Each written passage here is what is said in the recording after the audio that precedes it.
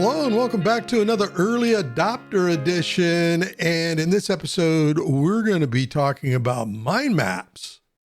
Last year, I published a video on mind maps in this channel. And today, what I want to do is expand on that subject. I'll put a link to that video down below. So the reason I wanted to talk about it again today is because last year we were on version 16 of Sparx Enterprise Architect. And this year I'm on version 17, build 1704 to be specific. And there's very minor differences between 16 and 17. The biggest exception and reason I wanted to talk about it today was because of timelines and some other capabilities to take advantage of when you're brainstorming in Sparx using mind maps. So just as in other early adopter editions, we go to Model Builder and you can start typing in mind. It'll get you down to mind maps. And then you can install this, create model in your own instance. And there's some great material in here to follow. But what we're going to be talking about, let me go ahead and close this. Here is that model package deployed. We're going to talk briefly about the elements, but most importantly about getting started with mind maps and taking advantage of the other capabilities in the Sparx database for driving your brainstorming sessions and project delivery. So let's get started. Before starting, I like to have a productive workspace. So this is my custom workspace. I've got toolbox on the left. I have browser and some other tooling on the upper right, and then I have notes and some other tooling in the lower right. This is the most productive space for me to work most modeling efforts. Just some quick tips. When we're in the diagram, we're going to select in there. We're going to go to properties. In the diagram, you can go to hand-drawn mode, which basically makes things look a little bit wonky and italicized. You can go to whiteboard mode. You can go to custom style, anything that you want to do very easily through properties window when you're working on mind maps. Another cool thing you can do, and you can do this on any element, I sometimes do it on the subtopics, and we'll talk more about this in a moment. Just like I've talked about before, you can right click on an element, get to quick access, go to appearance, and enable info view. And when you're having a conversation, this just helps you focus in on specific data and metadata under an element. So we're in enable info view. We're going to info view properties. And in here, I don't need to see type and stereotype. I'm going to turn them off. Notes don't show anyway. I don't really need the icon, but what I want to see is a status, a version, most importantly, the author. So when you're brainstorming, you want to know who talked about what, who's interested. So let's go ahead and set that, right? So we hit OK. And then in here, what you can do is double click, open it up, or from the properties window, you can change the author. Now, right now, this is a local demo environment. I'm the only one in here, but if you're in your team environment and you're going to have all your stakeholders from your project, you can go ahead and select, well, who thought about that? And you can put that in there. So many things to cover and not enough time, but let's talk about probably the most important capability in Sparx, and that's collaboration.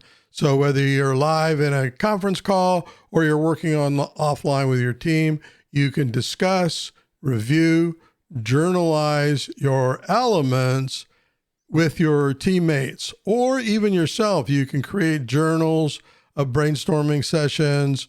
You're using mind maps for maybe education. You have a particular research and development effort you're working on, or you're brainstorming a project. You can do all of this within Sparx and start a conversation with your stakeholders or yourself as you're moving forward. So we're in our project here. We've created a namespace, a package called the mobile app, and we're going to create a diagram. So we're going to use this icon up here. We're going to launch it, and then we're going to look for mind mapping. And you can do that very quickly by just going here and start typing mind. It'll get you drilled down to mind map. And then we are going to create a diagram for mind mapping with all of the tooling. So we have a blank diagram called the mobile app, same name as the package. We have mind mapping tooling. And then what we want to do is go to timeline. So go to the design tab, and then we're going to launch timelines right here in the package panel. And let's go ahead and view this. We're show snapshot, blank. There's nothing in here.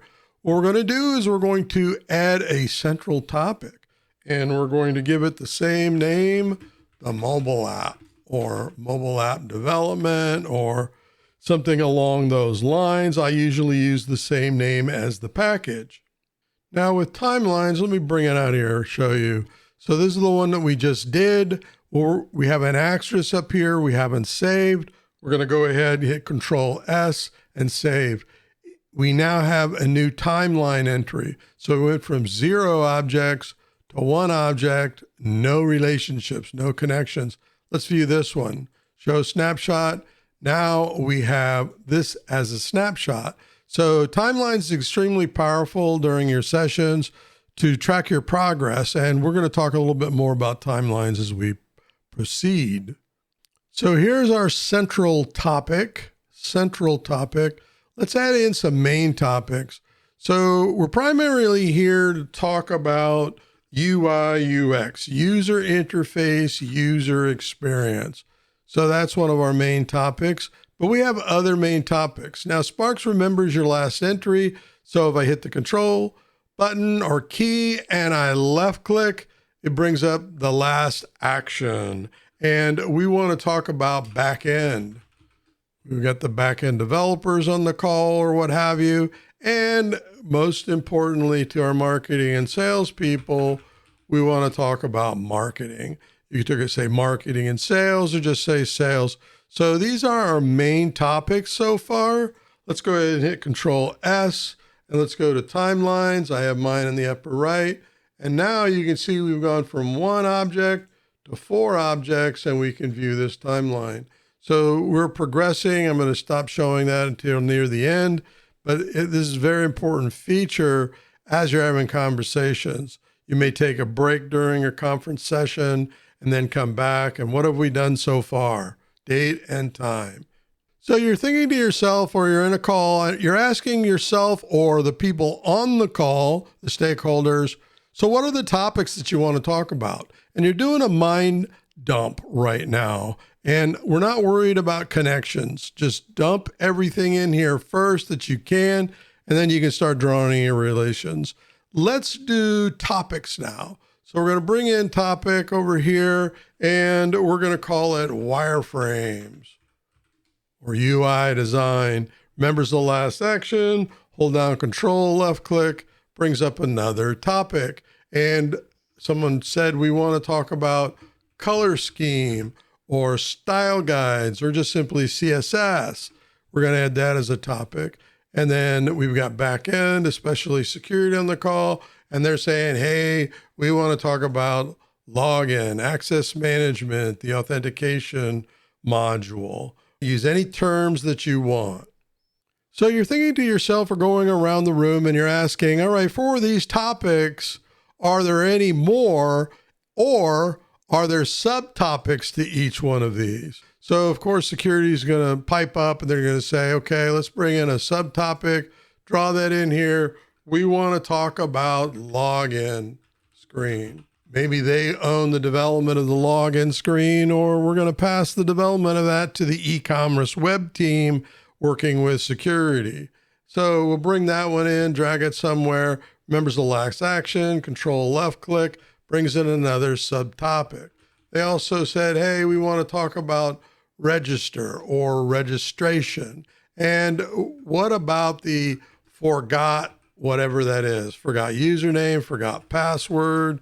They want to talk about that as well. Now we're going to save again. We're going to look over here in timelines, and now we have another entry. So far in between these times, we've gone from 4 objects to 10 objects, Still no relationships or connections, and that's fine. There's not a problem with that. You're just doing a mind dump of everything the team or yourself is thinking about when you are brainstorming. So let's start drawing some relationships between these. And these elements, I've got them somewhat organized, but they could be all over the page. The first thing you want to do is get your elements organized in a proper place that they're going to be relevant to each other before you start drawing in relationships. And I'll show you that in a moment. So we're going from the source to the target. Very important. And we're going to select relationship. So now we have a line. And the reason why you want to have them organized, if you start dragging them around, this line type is Bezier. So it allows you to give it that bend that you might see. And that can get very frustrating when you're trying to get things back in the right place and playing around with the lines to get them about right where you had them. Here, get those associated correctly, lined up correctly, so that they flow between the central to main to topics and then to subtopics. So get those all organized before you start drawing in relationships. Now I have traceability down in the lower right for me. Let me just drag it out here in the screen for this conversation. So when you select an element, you can see the mobile app is associated to the back end. So this is the source and this is the target. If you go to the target, you can see back end is associated from. That's why we draw from the source to the target or down the order in which the elements are laid out. If we right click on this and reverse this, reverse direction, now it's stating that the mobile app is associated from the back end. The back end is driving the mobile app. That's not a false statement. It's just that typically what we do is we consider the highest level to be the source and the lower level or level underneath it to be the target. So I'm going to right click on this, advance and reverse direction back so that the mobile app is associated to the back end. So when we're drawing in our associations, I'm going to grab that arrow up there. I'm going to drag and drop it and release it on UI, UX, drawing a relationship. Again, from the central topic to the main topic and let go. Now, when we select this, you can see that the mobile app is associated to these main topics or these elements that are down here. That makes more sense to me than having it reverse, but you want to tell the story that you're telling at a particular time. As you saw, you can change the direction from source to target anytime you want. So I went ahead and drew in some lines here, relationships, and then save. So let's look at the snapshot. You can see we have some lines in here in the snapshot. So one of the things that we caught in here is we made an error. It's not marketing to the style guide. It's UI, UX. To change any of your lines, just simply mouse over the end connection. You can see the cursor changes to a little arrow. I'm going to hold down the left mouse button, release it from that one, and put it on this one. This makes more sense, and so we're going to go with this. Once you get these set, these associations, then maybe you can start playing around with the lines and get those the way that you want for any diagrams that you're doing or clarity. So we've added in our associations. Let's go ahead and save. And now you can see from this date and time, we've gone from 1 connection to 9 connections, right? No changes between this one. Let's look at the snapshot. There we go. Let's look at this one. There we go. What I typically do is I would go to any duplicates. Like I want to keep this one, but I'm not interested in this one. Right click on it, delete snapshot. So that's gone and I can get my snapshots right. And when I'm ready, I can start to save these snapshots like a baseline between these views. So here, what I want to do is I want to save this first snapshot where we added the central topic. So we're going to save snapshot. And then we're going to put some notes in here, just like that. And then we're going to hit OK. And yes, thank you very much. And it's done. Then what I want to do, maybe we're ending the session or we're at a point I want to keep this, because when you end the session and close Sparx, all of this current session data goes away. So what I want to do is I want to take this one, I want to save to snapshots, and then again, give it some meaningful information like ending session and as much information that you want to put in here. So I'm just going to do that. And now we have 2 snapshots, one from the beginning with some notes, and then show snapshot. There's just one thing in here, and then where we concluded.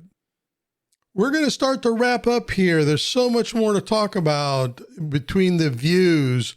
Switch views, you can go into Gantt, you can assign resources, give them objectives, timelines, timeframes. You can go in and look at relationships. Let's look at connected items. Let's filter from the source. Let's say, hey, from the central topic, I want to see everything it's related to. You can manage the content under each one of these cells that are here, even the content that's under the relationships. And oh my goodness, there's so much more to talk about. There's reporting and all of that. Maybe I'll do separate videos for that. So we're going to start, we need to wrap up. This is going too long. I'm getting excited. I could talk forever on this subject, but mind maps, congratulations. You just did your first one. You can use these for studying, doing research and development, brainstorming a future project, create central topics for different things that you want to talk about, create an inventory for those. It goes on and on. I hope you appreciated this video as much as I did giving it. I realized that after a year from the last one, watching some modelers in the companies we're working for struggling with mind maps or not doing them at all, how important mind maps can be to delivering, realizing, achieving all of your objectives. So until that next episode, happy modeling.